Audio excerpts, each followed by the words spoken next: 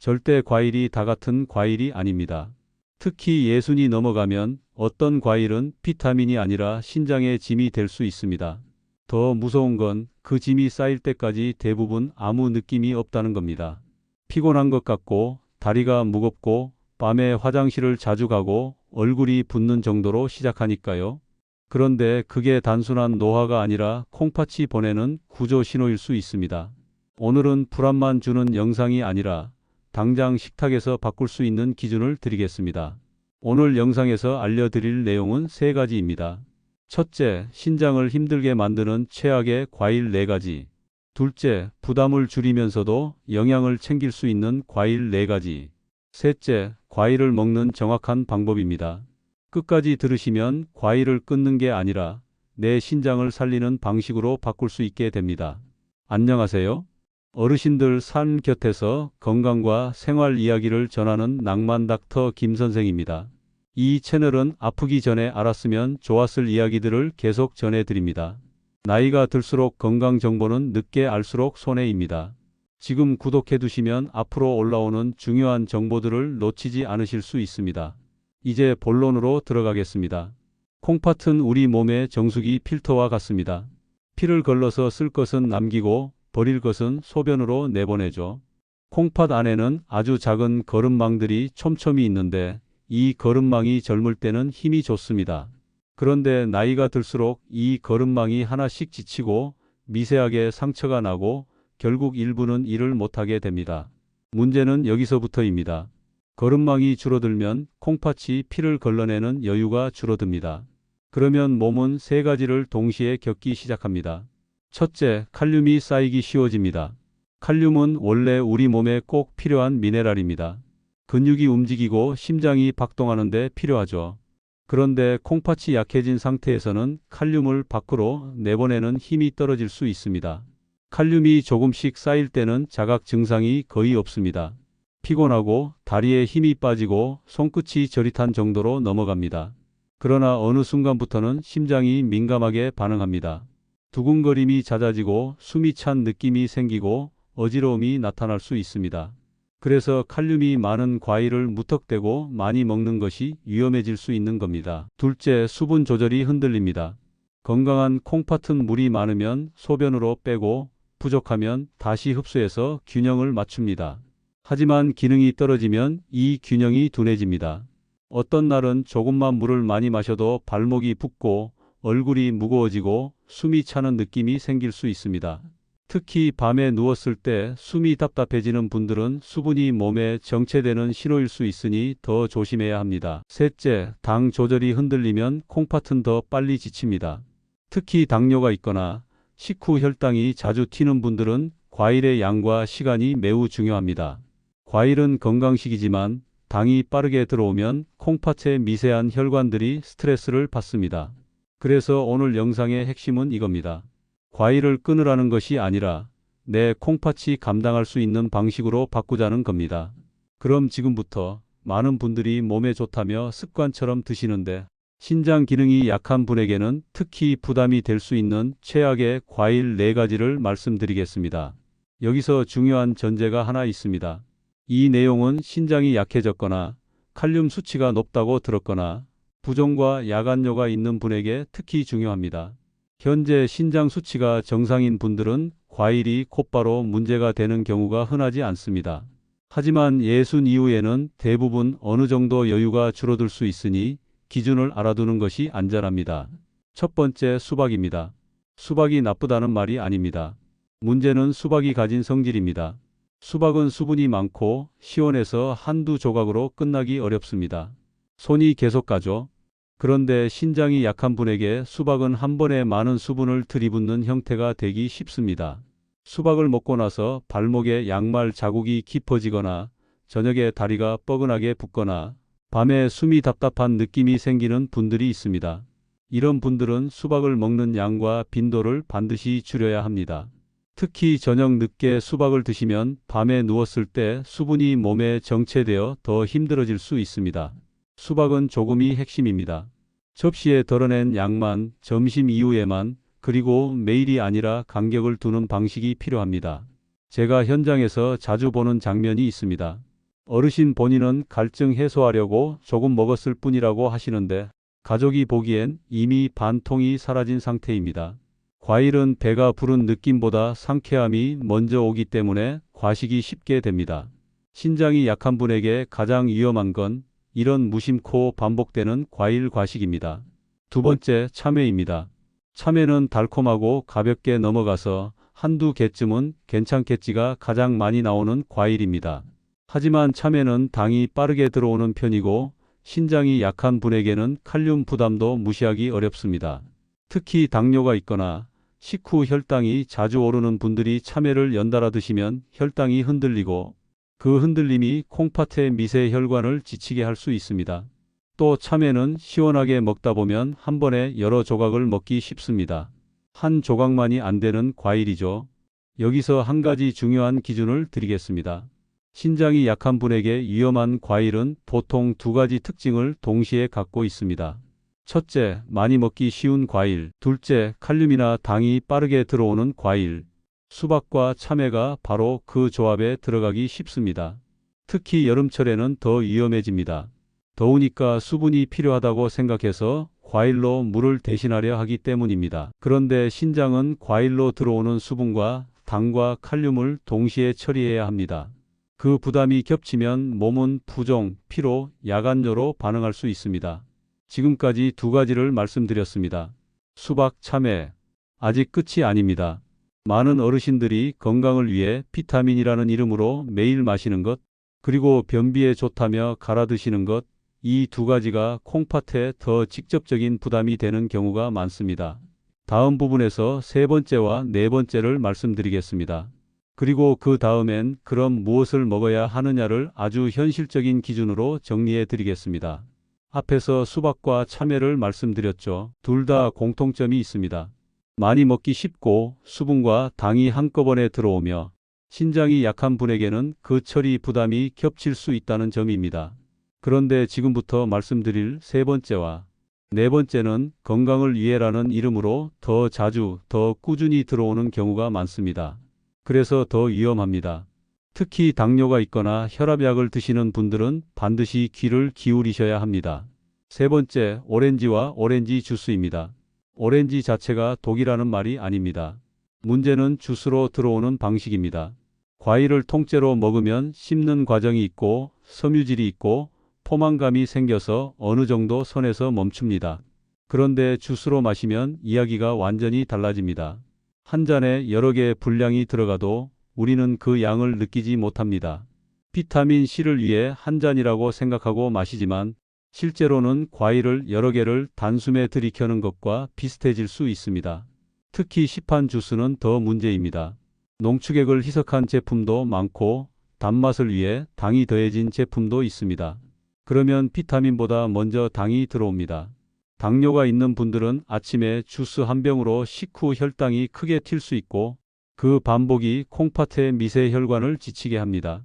콩팥은 혈당이 흔들릴 때마다 더 많은 일을 해야 합니다. 피 속의 당이 끈적해지고 미세 혈관이 자극을 받기 때문입니다. 그래서 오렌지 주스를 건강음료로 매일 마시는 습관은 신장 기능이 약한 분에게는 좋은 선택이 아닐 수 있습니다. 제가 현장에서 자주 듣는 말이 있습니다. 선생님, 저는 과일은 몸에 좋으니까 주스로 마셔요. 그런데 바로 그 습관 때문에 얼굴이 붓고 발목이 붓고 소변의 거품이 늘고 피로가 심해지는 분들이 있습니다. 과일은 형태가 중요합니다. 같은 오렌지라도 씹어서 먹는 오렌지와 농축 주스는 몸의 반응이 다를 수 있습니다. 특히 밤에 주스를 마시는 분들은 더 조심해야 합니다. 밤에는 신장이 쉬는 방향으로 리듬이 가는데 그 시간에 당과 수분이 몰리면 부담이 커질 수 있습니다. 네 번째, 키위입니다. 키위는 변비에 좋다, 면역에 좋다, 비타민이 풍부하다. 그래서 어르신들이 아침에 갈아서 한 잔으로 드시는 경우가 정말 많습니다. 그런데 키위도 갈아서 들어오는 순간 위험이 커질 수 있습니다. 키위 한두 개는 괜찮겠지 싶지만 갈면 보통 여러 개를 넣게 됩니다. 마시는 건 쉬우니까요. 그렇게 되면 한 번에 들어오는 칼륨과 당의 양이 커집니다. 특히 여기서 정말 중요한 조합이 있습니다. 혈압약을 드시는 분들입니다. 혈압약 중에는 몸에 칼륨 배출을 둔하게 만들 수 있는 종류가 있습니다. 이런 약을 드시는 분이 키위를 자주 많이, 특히 주스로 드시면 칼륨이 쌓일 위험이 커질 수 있습니다. 칼륨이 올라가면 처음에는 그냥 피곤한 느낌, 다리에 힘이 빠지는 느낌으로 넘어가는데 어느 순간 가슴이 두근거리고 숨이 가쁘고 어지러움이 생길 수 있습니다. 그래서 키위는 좋은 과일이지만 신장이 약한 분과 특정 약을 드시는 분에게는 양과 방식이 매우 중요합니다. 정리하겠습니다. 신장이 약한 분들이 특히 조심해야 하는 과일 4가지를 말씀드렸습니다. 수박, 참외, 오렌지 주스 형태, 그리고 키위의 과다 섭취와 주스 형태입니다. 여기서 제가 더 강조하고 싶은 핵심은 이겁니다. 과일의 죄가 아니라 우리가 먹는 방식의 문제입니다. 과일은 자연이 준 선물이지만 내 몸의 필터가 예전 같지 않을 때는 선물도 용량을 맞춰야 합니다. 그럼 이제 많은 분들이 제일 궁금해하시는 질문으로 가겠습니다. 그럼 뭘 먹어야 합니까? 과일을 다 끊어야 합니까? 아닙니다. 끊는 것이 아니라 콩팥이 덜 힘들게 받아들일 수 있는 선택으로 바꾸면 됩니다. 지금부터는 신장에 부담을 비교적 덜 주면서 항산화와 염증 관리에 도움이 될 수 있는 기적의 과일 4가지와 그 이유를 말씀드리겠습니다. 다만 이 부분도 전제가 있습니다. 이미 칼륨 수치가 높게 나온 분, 신장 기능이 많이 떨어진 분은 어떤 과일이든 양을 조절해야 합니다. 그러니 무조건 많이가 아니라 정확하게가 핵심입니다. 첫 번째, 블루베리입니다. 블루베리는 소량으로도 만족감이 있고 다른 과일에 비해 비교적 칼륨 부담이 덜한 편이며 색소 성분이 가진 항산화 작용이 강점으로 알려져 있습니다. 중요한 건 먹는 방식입니다. 블루베리를 한 번에 한 컵 가득 퍼먹는 것이 아니라 작은 그릇에 정량으로 덜어 천천히 드시는 겁니다. 특히 단맛이 강한 과일 대신 블루베리를 선택하면 식후 혈당이 덜 흔들리는 분들이 많습니다. 그리고 씹어 드셔야 합니다. 주스로 만들면 또 다릅니다. 씹는 과일이 기본입니다. 두 번째, 딸기입니다. 딸기도 비교적 부담이 덜한 과일로 선택되는 경우가 많습니다. 달지만 향과 산미가 함께 있어서 과식이 덜한 편이고 씹어 먹기 좋은 과일입니다. 다만 딸기는 깨끗이 씻는 것이 중요합니다. 껍질째 먹는 과일은 위생 관리가 소홀하면 장이 예민한 분들에겐 탈이 날 수 있고 탈수나 설사가 오면 그 자체가 신장에 부담이 됩니다. 그러니 딸기는 깨끗이 정량으로 식후에가 원칙입니다. 세 번째, 파프리카입니다. 과일은 아니지만 오늘 영상에서 기적의 과일 파트로 묶어 소개할 만큼 어르신들에게 실천이 쉽고 부담을 조절하기 좋은 선택지입니다. 파프리카는 생으로 먹기 좋고 씹는 식감이 있어서 천천히 먹게 됩니다. 무엇보다 과일처럼 단맛으로 과식하기보다 식사 사이 간식으로 정량을 정해두기 좋습니다. 특히 단맛이 필요할 때 주스 대신 파프리카 몇 조각으로 바꾸는 분들이 꾸준히 실천하기 쉽습니다. 네 번째, 양배추입니다. 이것도 과일은 아니지만 콩팥을 생각하는 식단에서 빠지기 어려운 기본 재료입니다. 양배추는 익혀 먹으면 더 소화가 편해지는 분들이 많고 장이 편해지면 신장이 해야 할 부담이 줄어드는 경우가 있습니다. 여기서 핵심은 조리입니다. 너무 짜게 무치지 말고 너무 오래 끓이지 말고 살짝 데쳐서 싱겁게 드시는 방식이 좋습니다. 신장은 결국 나트륨에도 민감하기 때문입니다. 좋은 재료도 짜게 먹으면 신장에 부담이 됩니다. 자, 여기까지가 무조건 끊을 과일이 아니라 내 몸에 맞춰 바꿀 과일과 재료의 방향입니다. 그런데 아직 끝이 아닙니다. 과일은 종류보다 더 중요한 것이 있습니다. 바로 먹는 정확한 방법입니다. 같은 블루베리라도 공복에 먹느냐, 식후에 먹느냐, 한 번에 몰아 먹느냐, 나눠 먹느냐에 따라 몸의 반응이 달라질 수 있습니다. 그래서 지금부터는 과일 먹는 5가지 원칙을 아주 구체적으로 정리해 드리겠습니다. 이 원칙만 지켜도 과일이 독이 되는 길을 막을 수 있습니다. 이제 마지막으로 가장 중요한 부분입니다. 과일의 종류보다 더 중요한 것, 바로 먹는 방법입니다. 같은 블루베리라도 언제 어떻게 먹느냐에 따라 콩팥에 도움이 될 수도 있고 부담이 될 수도 있습니다. 지금부터 말씀드릴 5가지 원칙은 제가 외래에서 수없이 반복해 드리는 기준입니다. 이 기준만 지켜도 과일 때문에 신장이 흔들리는 일은 크게 줄어듭니다. 첫 번째 원칙, 식후 1시간 뒤에 드십시오. 공복에 과일을 드시면 당이 빠르게 흡수됩니다. 특히 아침 공복에 달콤한 과일을 드시면 혈당이 급하게 오를 수 있습니다. 혈당이 출렁이면 콩팥의 미세 혈관도 스트레스를 받습니다. 식사를 하고 어느 정도 소화가 진행된 뒤 그 위에 소량의 과일을 더하는 방식이 몸에는 훨씬 부드럽습니다. 그리고 저녁 늦게, 특히 7시 이후에는 가능하면 과일을 피하십시오. 밤에는 콩팥도 휴식 모드로 들어갑니다. 그 시간에 당과 수분을 추가로 넣으면 야간뇨가 늘고 아침에 붓기가 심해질 수 있습니다. 두 번째 원칙, 정량을 정해 두십시오. 좋은 과일도 많이 먹으면 부담이 됩니다. 블루베리는 작은 컵 하나, 딸기는 손바닥 한 줌, 파프리카는 하루 1개 정도면 충분합니다. 과일은 배를 채우는 음식이 아니라 영양을 보완하는 음식입니다. 한 번에 몰아서 먹지 말고 아침과 점심으로 나누어 드시면 신장이 처리해야 할 양이 분산됩니다. 세 번째 원칙, 씹어서 드십시오. 주스로 갈아 마시는 습관은 되도록 줄이셔야 합니다. 씹는 과정이 있어야 흡수 속도가 천천히 진행됩니다. 또한 씹는 동안 침과 섞이면서 소화가 부드럽게 시작됩니다. 과일은 최소 20번 이상 천천히 씹어 드십시오. 급하게 삼키는 과일은 몸에 이롭기보다 부담이 되기 쉽습니다. 네 번째 원칙, 우유나 요거트와 섞지 마십시오. 많은 분들이 블루베리 요거트, 딸기 우유를 건강식으로 생각합니다. 하지만 과일의 항산화 성분은 유제품 단백질과 함께 섭취하면 흡수율이 떨어질 수 있습니다. 과일은 단독으로 드시거나 물과 함께 드시는 것이 가장 좋습니다. 특히 신장 건강을 생각하신다면 섞지 않는 단순한 방식이 좋습니다. 다섯 번째 원칙, 약과 간격을 두십시오. 혈압약, 당뇨약, 신장 관련 약을 드시는 분들은 약 복용 후 최소 2시간 뒤에 과일을 드십시오.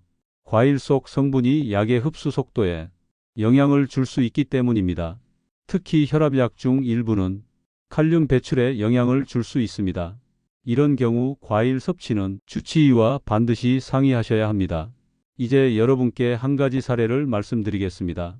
70 가까이 되신 한 어르신이 계셨습니다. 발목이 붓고 밤에 3번 이상 화장실을 가셨습니다. 피곤함이 심했고 소변의 거품도 늘었습니다. 검사를 해보니 신장 기능 수치가 많이 떨어진 상태였습니다. 그분은 여름마다 수박을 자주 드셨고 아침마다 오렌지 주스를 한 병씩 마셨습니다. 변비 때문에 키위도 매일 갈아 드셨습니다. 저는 그분께 과일을 끊으라고 하지 않았습니다. 대신 방식을 바꾸자고 말씀드렸습니다. 수박은 소량만, 주스는 중단, 키위는 주스 대신 가끔 1개만, 그리고 블루베리와 딸기를 식후에 정량으로 양배추를 데쳐 매일 드시고 파프리카를 간식으로 바꾸셨습니다. 3달 후 검사에서 신장 수치는 눈에 띄게 안정되었습니다. 부종이 줄었고 야간뇨도 줄었습니다. 완전히 젊은 시절로 돌아간 것은 아니지만 더 나빠지던 흐름이 멈췄습니다. 이것이 중요합니다. 신장은 한번 크게 손상되면 완전한 회복은 어렵습니다. 하지만 더 나빠지는 속도를 늦추는 것은 충분히 가능합니다. 그 출발점이 바로 식탁입니다. 오늘 영상의 핵심을 다시 정리해 드리겠습니다. 신장이 약한 분에게 수박, 참외, 오렌지 주스, 키위의 과다 섭취는 부담이 될 수 있습니다. 반대로 블루베리, 딸기, 양배추, 파프리카는 비교적 부담을 조절하기 좋은 선택입니다. 그러나 무엇보다 중요한 것은 언제, 얼마나, 어떻게 먹느냐입니다. 식후 1시간 뒤에 정량을 나누어 씹어서 늦은 밤에는 피하고 약과 간격을 두십시오. 여러분의 냉장고가 여러분의 미래를 결정합니다. 10년 뒤 투석실 의자에 앉아 있을지 아니면 공원을 산책하며 손주를 안고 웃고 있을지 그 방향은 오늘의 작은 선택에서 시작됩니다. 건강은 거창한 비법이 아니라 매일 반복되는 습관입니다.